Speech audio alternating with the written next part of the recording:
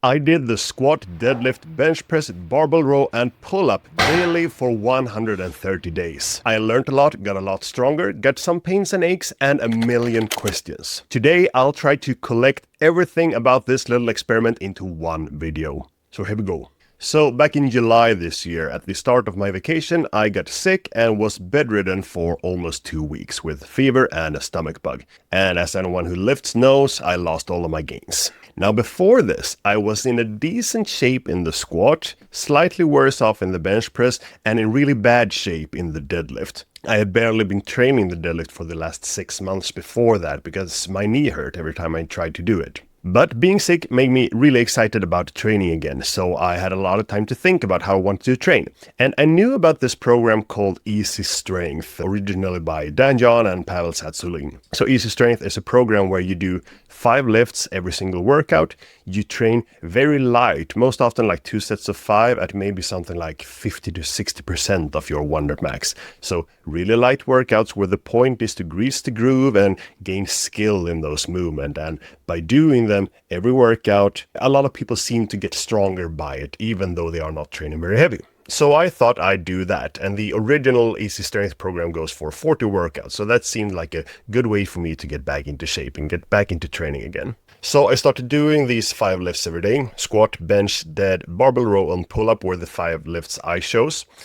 And I noticed that my strength and muscle mass seemed to increase despite only doing this very light training. I didn't follow Easy Strength to a T. I did some more workouts where I went up to something slightly heavier, but mostly I did fairly light sets of 5. So I started noticing myself getting stronger, and I kept doing it for more than 40 workouts. I got all the way up to day 50 when I felt like I had an exceptionally good day in the squat. Which, I should mention, I did the pause squat and not the regular squat. I chose the pause squat because I thought that would make the injury risk slightly lower, because when you go down and you pause in the bottom, instead of having this like sharp turn, you distribute those forces over more time. So you go down maybe a bit slower, you pause, and then you increase the force to go back up again, compared to this momentarily bouncing effect. So pause squat is what I'm talking about here. Now, at day 15, I started to feel pretty strong in the pause squat. So I kept adding weight, and before I knew it, I had beaten my 2-year-old PR in the pause squat, which was 160 kilos. And this day I lifted 162.5 kilos while weighing 3 kilos less. And this was from mostly training with 80 to 100 kilos for sets of 5 in the pause squat. So I thought that was pretty cool. So that was like my big receipt up to this point. I noticed I was getting stronger in the other lifts as well, but this was the first PR on this little project, which ran for 63 days. And for full disclosure, I gotta say that I did miss some days here. These were not 63 completely unbroken days. I missed 1 day because I was traveling to a wedding for a friend. I missed 4 days because I was on a military drill in the middle of this little project. But otherwise, I hit almost every day for 63 days in a row, or 63 workouts in like 69 days or something like that. But then we went on a week's vacation to Spain. Typical family life, not taking my training into consideration. So my streak was broken, but I did actually do push-ups and pistol squats every day during that vacation. But anyways, I didn't feel completely done with this project yet. I noticed that I was getting stronger, but I had only gotten 1 PR yet, and I was curious that if I keep doing this, will I set some new PRs? And especially I was curious about the deadlift, because up until this point I hadn't really trained the deadlift very hard at all. I had mostly done my workouts with 3 plates, so 140 kilos for sets of 5, and towards the end of that block 1 or first cycle of daily training, I had just started to lift 180 kilos, 4 plates for a couple of workouts. Not for sets of 5, but for sets of 1 or 2. So when I got home again from vacation, I was curious about starting this daily routine up again, and so I did. But this time I decided to throw caution a bit more to the wind and push the weights and volume a bit more to see what would happen. I also wanted to make sure that I didn't miss any days. I wanted it to be, this pure experiment where I could actually say that I've been training every day and not miss a few spots here and there like in the first cycle. So my plan for the deadlift training was that I would start lifting 4 plates almost every workout, but instead of pushing the weights heavier and heavier, I would try to increase volume with 180 kilos. So first maybe do a set of 1 rep for the first week, then a set of 2 reps, and then maybe 2 sets of 2 reps in the week after that, and so on, and increase weights further on in the program. That was the idea anyway. I did run into some like signs that I should step back, so it became kind of this 2 steps forward, 1 step back kind of dance. Overall, I'd say that block 1, which I did before the vacation, it was characterized by every workout was more like the others. It was more like this even slope or even line throughout the week, where I mostly did the same kind of reps and sets with the same weights. Small variations, but huge ones.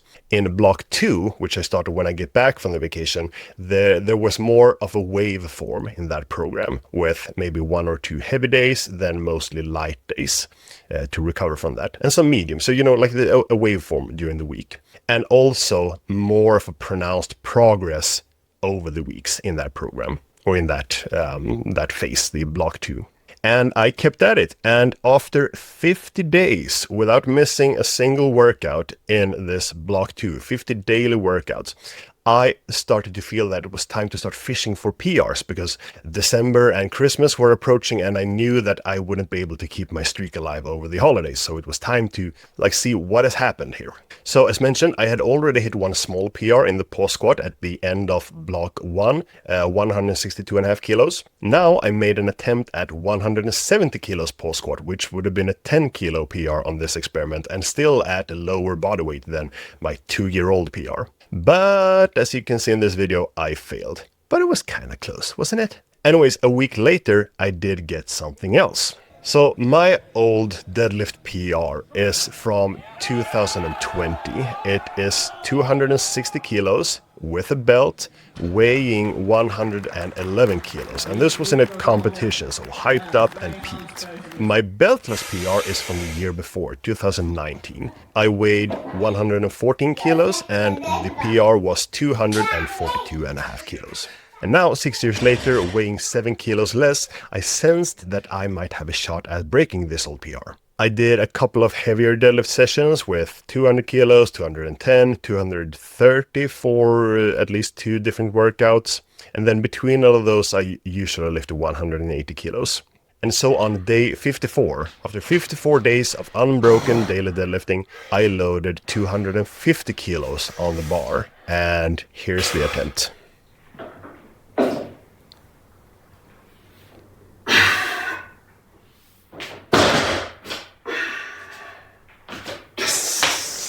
A new PR, an increase of 7.5 kilos at a 7 kilo lower body weight after deadlifting daily for 2 months and being a dad of 3 instead of a dad of 2. I was really happy about this, still am. With just 10 kilos below my best ever belted deadlift and at a lower body weight, I think I can fairly safely say that I am stronger than ever in the deadlift right now. Which is a pretty cool sensation when you've been lifting for as long as I have done by now. If you'd have asked me like half a year ago before I started this about me being at this point today, I would have never believed it. I thought that maybe I would never set another deadlift PR again. So this was, I'm so stoked about it. But I wasn't all done. We have the squat left, the pause squat. I still feel like I could hit some more PRs in the pause squat too before I wrap this up. So I failed a 170, hit a PR of 250 kilos in the deadlift on day 54. 3 days later, on day 57, I made another attempt in the pause squat. I felt I had a kind of good day. And I added 2.5 kilos to those 162.5 for 165 kilos. And I got it. Still at a lower body weight than when I set my 160 kilo record from 2 years ago. So that's cool, I guess. But it still irks me a bit that I didn't get that 170 kilos. But what about the rest of the lifts? So the deadlift and the squat, they have definitely been my focus. They were the ones I were the most curious as to how daily lifting would affect. And also they just occupied my mental space the most. So they got the most attention and energy from me. Then I guess we have the bench press, then the pull up, and least of all the barbell row. In the bench press, I feel like I'm stronger now than when I started. I am definitely in better shape, but I'm not near my PR levels of 162.5 kilos. And I haven't been near that for almost 5 years. I'm a bit closer now though. My hypothesis for the bench press is that I tend to do too much specialized training and not enough base building to build up my muscle mass more and practice other movements. I'm doing too much of low rep only bench pressing, which is good for specializing your strength, but you can do too much of a good thing. And I think I need some more general training before I can do specialized training and actually reach a new peak in the bench press. So that's my hypothesis. In the pull-up, I initially did sets of 2 between every other set. So I did alternating sets of pull-ups. 2 reps in between set of squats, deadlifts, and everything. A really time-effective way to get a high volume in. And you might think, yeah, sets of 2 reps, that's nothing. But yeah, I'm a heavy guy. I weigh 106 kilos, 107. And since I want to do a high enough volume of it and alternate it between the other sets without the pull-up, like disturbing those or lessening the quality of the other sets, that's why I stuck to just 2 reps. I began with maybe like 2 to 3 sets of 2 reps back in block 1 when I started on this program. Then I gradually added to it, got up to 10 sets of 2 and then 15 sets of 2. Then came that break, the vacation. And when I got home from that and tried to get on the program again, even though I ramped it up slowly, I didn't get back into 15 sets at once. My right lat got overworked and sore and never really seemed to be able to hop on the wagon again, so to say. The volume was too much for it, so I've had to drop that down, and now I'm just doing a very minimum amount of pull-ups every day to see if my right lat can catch up again. But I did manage to squeeze 1 PR in weighted pull-ups before that, and I did 1 rep with 32 kilos added before I lowered the volume, which was, as mentioned, a PR for me, so I guess that's cool. But I would have liked to keep doing more and more volume, maybe adding more and more weight, but I guess I'll have to do that some other time. And for the barbell row, this one was really just to check the boxes and get a rowing movement in there. For most of the first block, I did 1 set of 10 reps with 60 kilos, almost the entire block. In block 2, I changed that to doing first 1 set of 5 reps with 60 kilos and then 5 reps with 80 kilos. But really, I had almost no progression in here, mostly because I wanted to save my mental energy for the other lifts. But I figured that something was better than nothing. But then we get on to what maybe most of you are curious about, or what I've been getting a lot of questions about. Don't you get overworked or get overuse injuries? Won't you hurt your shoulders, lower back, knees, and whatever? And I've had some pains and aches throughout this period. The first one was in block 1, where I started getting some heel pain in one of my heels from deadlifts. It took me a while to figure out what was causing this, but I noticed that, well, when you deadlift and you want to lift heavy, you really want to keep the bar really close to you, and you almost want to lean back a bit to get the barbell in line with like your hips and lower back, like seen from the side in a vertical line, so that all the levers are optimized for lifting heavy. And it's a common cue to try and push the weight through the heels. So that's what I did. But it turned out that can be done too much, at least when you do it every day. So I had to do something about this, and I found that if I deadlifted with my squat shoes on, which has a raised heel, if I use those in the deadlifts and I just try to distribute the weight a bit differently under my soles, shifting some more of that weight to my midfoot or the front of my foot, that the pain started to go away. And after like 30 days of doing this, my heel pain was gone. I did still keep deadlifting for most workouts with the squat shoes on, for 1, because that saved me the time of changing shoes after the squat and then the deadlift. And number 2, it makes the deadlifts like an inch longer, which makes the deadlift a bit harder, and this does better training. So yeah, free bonus training, I suppose. Another pain that came and went was my hip, which hurt mostly when I was sitting at the desk like I do now, but that also showed up when I squatted. So what I did was that I lowered the weights in my training weights in the squat for a couple of weeks, and I started standing up much more at my desk and take more breaks, so there was no prolonged sitting, and that also went away in a couple of weeks, and I could ramp up the weights in the squat again. And now, as mentioned, my last and remaining ache is my right lat, which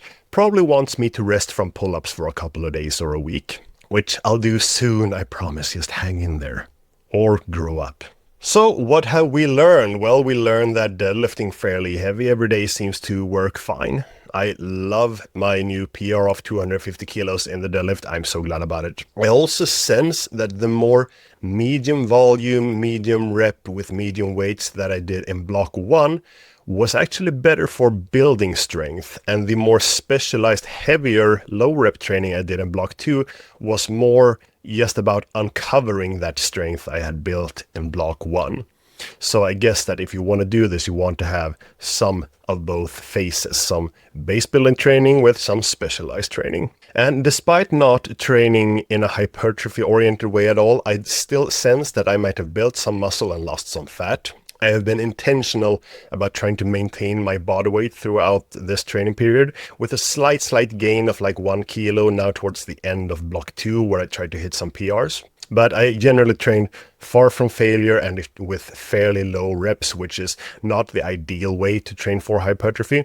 But my hypothesis is that just from the overall total volume, that will still yield some muscle growth. If you were to do this with higher rep numbers and closer to fail, I think you'd see more muscle growth. So I guess my concluding remarks here is that it is possible to train every day, even the deadlift and the squat. It's all about managing the load and your fatigue.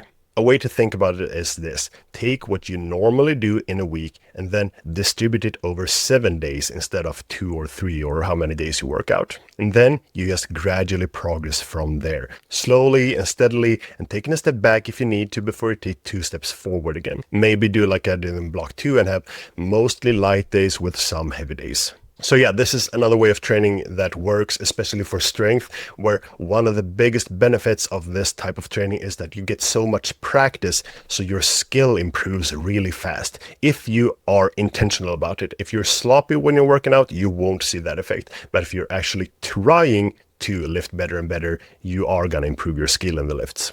So is this the optimal way to train? Probably not. Can it work? Yeah, it can work. Did I learn something from it? Heck yes, I did.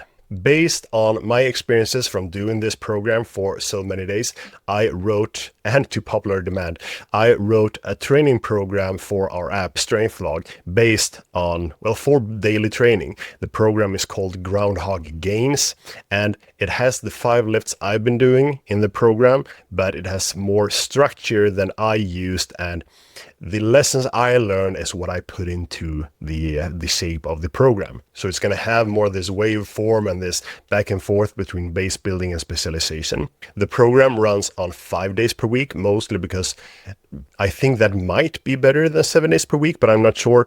But maybe more than that, because most people who use the app can't really get to the gym 7 days per week, but can do 5 days. And if you want to do it the way I did it and turn 7 days per week, you just skip the rest days. And when you're done with day 5, you just start over at day 1 the next day. So you have the option of doing it for 5 or 6 or 7 days per week, depending on what you feel like. And if you need an extra day of recovery, you can take that and so on. So this wasn't the first time I tried training a lift daily, and I don't think it was the last one either. I learn something every time I do it, and I often make pretty good gains. This was the first time I did it for the deadlift and the squat, and it seemed to work fine, but I think the key was starting light and progressing slowly. What I also believe I learned this time is that daily training doesn't only have to be for specialization, but it can also be for the more general base building training. It comes down to the variables of the workout, so the volume, the rep numbers, the weight, and the exercise selections. For the more base building approach, it just requires you to have more moderate reps and moderate weight, kind of like in our program Groundhog Gains, which then in the last few weeks transitions into more of a specialized training, maybe allowing you to hit some PRs. So if you want to check that program out, there's a link to it below this video.